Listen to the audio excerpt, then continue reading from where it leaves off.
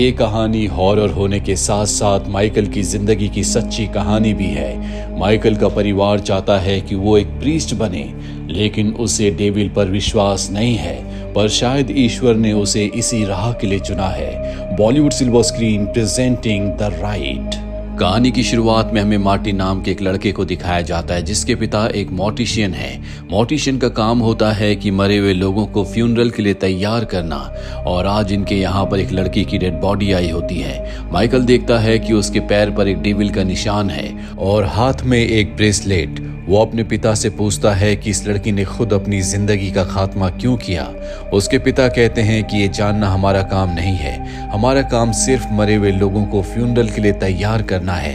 दरअसल माइकल को ये काम बिल्कुल पसंद नहीं होता। वो अपने दोस्त के पास जाता है और उसे बताता है कि मैं एक सेमिनरी कॉलेज में एडमिशन लेने वाला हूँ। 4 साल पढ़ाई करने के बाद मुझे वहाँ से डिग्री मिलेगी, जिसके बाद मैं प्रीस्ट बन सकता हूँ। उसका दोस्त पूछता है, क्या तुम प्रीस्ट बनना चाहते हो? वो कहता है कि नहीं, मुझे स्कॉलरशिप मिल रही है और मेरी फैमिली भी यही चाहती है कि या तो मैं मॉर्टिशियन बनूं और अपने पिता के काम को ज्वाइन करूं, या फिर प्रीस्ट। एक बार मुझे डिग्री मिल जाए, उसके बाद मैं कोई ना कोई बहाना करके अपनी जिंदगी में कुछ और काम करना चाहता हूं। इसके बाद माइकल कॉलेज में एडमिशन ले लेता है। देखते देखते 4 साल बीत जाते हैं और वो दिन आ जाता है जब उसे कॉलेज से डिग्री मिलती है। डिग्री मिलने के बाद उसे चर्च को ज्वाइन करना होगा, पर वो फादर मैथ्यू को एक लेटर लिखता है जिसमें उसने लिखा होता है कि मैं चर्च ज्वाइन नहीं कर सकता।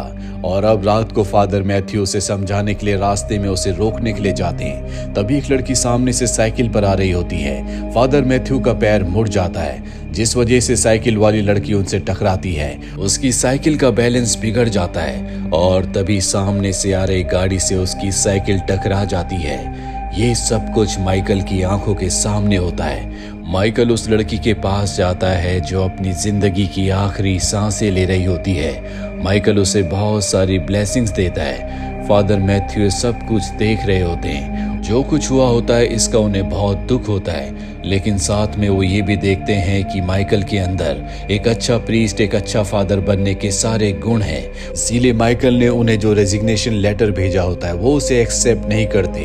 अगले दिन वो माइकल से मिलते हैं और कहते हैं कि मैं चाहता हूँ कि तुम वेटिकन सिटी रोम जाओ। दुनिया में डिमोनिक पावर्स बहुत ज्यादा बढ़ चुकी है, इसीलिए वेटिकन चर्च में बहुत सारे नए लोगों को वो एक्सॉर्सिज्म सिखा रहे हैं ताकि वो शैतानी शक्तियों से लड़ सके। लेकिन माइकल को किसी भी तरह की एक्सॉर्सिज्म, किसी भी तरह के शैतान, बुरी आत्माओं पर विश्वास नहीं होता। दरअसल वो मॉडर्न ख्यालातों का है। पर फादर मैथ्यू से कहते हैं कि अगर तुम नहीं गए तो तुम्हारी पढ़ाई में जो $1000 का खर्चा आया था मैं उसे लोन में कन्वर्ट कर दूंगा, जो तुम्हें चुकाना होगा। और अब उसे वहां जाना पड़ता है। वेटिकन सिटी में पहुंचकर उसकी मुलाकात वहां पर एक लड़की से होती है जिसका नाम एंजेलिना है। पेशे से वो एक रिपोर्टर होती है। वो इस कोर्स को इसीलिए कर रही होती है ताकि इस पर वो एक रिपोर्ट बना सके। ये कोर्स 2 महीने का है। अब जब इनकी क्लासेस चल रही होती है तो वहां पर एक फादर होते हैं जो कि एक प्रोफेसर भी है। उनका नाम जेवियर होता है। वो समझ जाते हैं कि माइकल को शैतान, डेविल पर बिल्कुल विश्वास नहीं है, इसीलिए वो उसे फादर लूकस के पास भेजते हैं। फादर लूकस उसे बताते हैं कि मेरे पास एक पेशेंट आई जो पूरी तरह से पजेस्ड है। उसकी उम्र 16 साल है, वो प्रेग्नेंट भी है। माइकल कहता है कि हो सकता है कि वो डिप्रेस हो, उसे मेंटली कोई प्रॉब्लम हो। फादर लूकस माइकल को कहते हैं कि तुम किसी भी एक चीज को एक बैग के अंदर रखो और उसे अपने पास रखना। माइकल ऐसे ही करता है। वो एक बैग के अंदर एक अमेरिकन कॉइन को रखकर उस लड़की के पास जाता है, जहां पर फादर लूकस उससे पूछते हैं कि बताओ माइकल के पास जो बैग है उसके अंदर क्या है। शुरू में वो लड़की कुछ नहीं बताती, पर जब फादर लूकस जोर देते हैं तो उसके अंदर का शैतान उस पर हावी हो जाता है और वो बताता है कि माइकल के पास जो बैग है उसके अंदर एक अमेरिकन कॉइन है।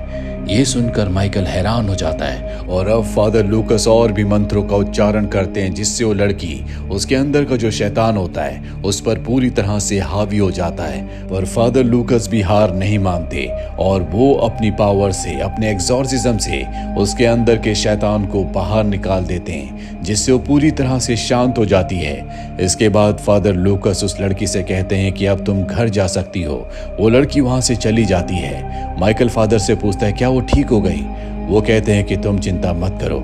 कई बार एग्जॉर्सिज्म में किसी के अंदर के डेविल को बाहर निकालने में कई महीने साल भी लग जाते हैं। इसके बाद माइकल की मुलाकात एंजेलिना से होती है। वो कहती है कि आजकल तुम फादर लूकस के साथ हो, मैंने उनका बहुत नाम सुना है। मैं चाहती हूँ कि वहाँ पर जो कुछ भी तुम एक्सपीरियंस कर रहे हो वो सब मुझे बता दो, ताकि मैं अपने आर्टिकल में वो सब कुछ लिख सकूं। पर माइकल ऐसा करने से मना कर देता है, जिसके बाद वो अपने रूम में आ जाता है और जब वो अपने कोट की जेब में हाथ डालता है तो उसके अंदर उसी लड़की का ब्रेसलेट था जिसके ऊपर आज फादर लूकस ने एक्सॉर्सिज्म किया था। उसे बिल्कुल आइडिया नहीं होता कि ये ब्रेसलेट उसकी जेब में कैसे आया। अगले दिन एक बार फिर से वो उस लड़की के पास जाता है और उसके ब्रेसलेट को वापस उसके हाथ में पहना देता है, जिसके बाद एक बार फिर से उसके अंदर डेविल पूरी तरह से हावी हो जाता है। फादर लूकस उसे कंट्रोल करने की कोशिश करते हैं, लेकिन वो उनसे भी कंट्रोल नहीं होती। वो माइकल के ऊपर भी हमला करती है और अब वो अपने मुंह के अंदर से 3 नेल्स को यानी कि 3 कीलों को बाहर निकालती है। माइकल की आंखों के सामने सब कुछ हो रहा होता है, पर अब भी माइकल को विश्वास नहीं है कि ये काम किसी डेविल का है। उसे अब भी यही लग रहा होता है कि 16 साल की लड़की को एक साइकाइट्रिस्ट की जरूरत है। वो कहता है कि इसके पिता ने इसके साथ जबरदस्ती की थी और इसी गिल्ट में ये नेल्स को निगल जाती है, क्योंकि अपनी जिंदगी का खात्मा करना चाहती है। फादर लूकस कहते हैं कि तुम चाहे डेविल पर विश्वास करो या ना करो, तुम मुझसे बच नहीं पाओगे। और अब अगले दिनों माइकल को लेकर एक घर में जाते हैं जहां पर एक बच्चे को हर रात को अपने सपने में म्यूल नजर आता है जो उस पर हमला करता है। फादर लूकस उसकी पीठ पर देखते हैं जहां पर दांत के निशान होते हैं और अब वो उसकी पिलो को चेक करते हैं जहां पर एक फ्रॉग होता है। वो कहते हैं कि यही वो शैतान है, जिसके बाद वो उस फ्रॉग को मार देते हैं। अब वो बच्चा अपनी मॉम के कान में माइकल के बारे में कुछ कह रहा होता है। उसकी मॉम उस बच्चे को डांटती है। रात को दिखाया जाता है जब माइकल फादर लूकस के घर जा रहा होता है तो उसके बैग के अंदर से फ्रॉग की आवाज आती है। वो अपने बैग को चेक करता है जिसमें सच में एक फ्रॉग होता है और अब वो फादर लूकस के घर के पीछे जब फ्रॉग को फेंकने के लिए जाता है तो वहां पर बहुत सारे फ्रॉग्स होते हैं, जिन्हें देखकर माइकल को लगता है कि फादर लूकस ने उस बच्चे को ठीक करने के लिए एक ट्रिक का इस्तेमाल किया है ताकि उस बच्चे के दिमाग में जो भी चीजें हैं वो सब की सब निकल जाए। अब वो घर के अंदर जाकर फादर लूकस से इस बारे में बात करने वाला होता है, तभी इन्हें खबर मिलती है कि हॉस्पिटल में उस 16 साल की लड़की की हालत बहुत ज्यादा खराब है। ये दोनों के दोनों हॉस्पिटल पहुंच जाते हैं जहां पर ये एक्सॉर्सिज्म करते हैं। फादर लूकस उस डेविल का नाम जानना चाहते हैं और बार बार उससे उसका नाम पूछ रहे होते हैं, लेकिन वो डेविल अपना नाम नहीं बताता और जब तक फादर लूकस को उसका नाम नहीं पता चलेगा वो उसे हरा नहीं पाएंगे। फादर लूकस कहते हैं कि तुम इस लड़की के शरीर में कैसे गए। वो बताता है कि जब इसके पिता इसके साथ जबरदस्ती कर रहे थे उस वक्त मैं इसके शरीर में एंटर हो गया। माइकल कहता है कि मैं तुम पर विश्वास नहीं करता, जिस वजह से डेविल और भी गुस्से में आ जाता है। माइकल कमरे से बाहर आने के बाद फादर को फ्रॉग वाला बैग दे देता और कहता है कि इस लड़की को डॉक्टर की साइकाइट्रिस्ट की जरूरत है, हमारी नहीं। उसी रात को वो शैतान उस लड़की को मार देता है, जिससे फादर लूकस बहुत ज्यादा दुखी हो जाते। उन्हें लगता है कि वो फेल हो गए, साथ ही उनके अंदर का विश्वास भी अब डगमगा जाता है। वही माइकल को दिखाया जाता है जो कि अब एंजेलिना के पास जाता है, वही रिपोर्टर जो आर्टिकल लिखना चाहती है और उसे सब कुछ बता देता है। पर जब वो अपने घर जाता है तो देखता है कि उसके कमरे में बहुत सारे फ्रॉग्स आ गए हैं, साथ ही उसके पिता की भी तबीयत खराब हो चुकी होती है।